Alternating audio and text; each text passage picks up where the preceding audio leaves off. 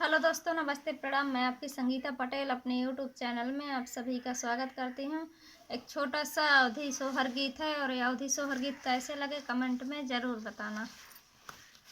बहुआ कौने कौने फले खायो लालन बड़े सुंदर हरिले बड़े सुंदर हो। बहुआ कौने कौने फले खायो लालन बड़े सुंदर हरिले बड़े सुंदर हो।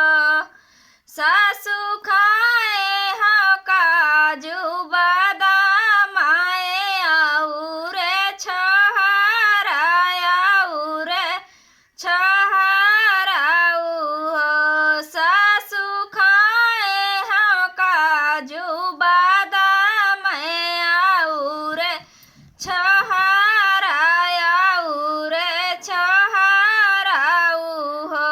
सासु खाए हो मुना काला लने बाड़े सुंदर हरिले बाड़े सुंदर हो।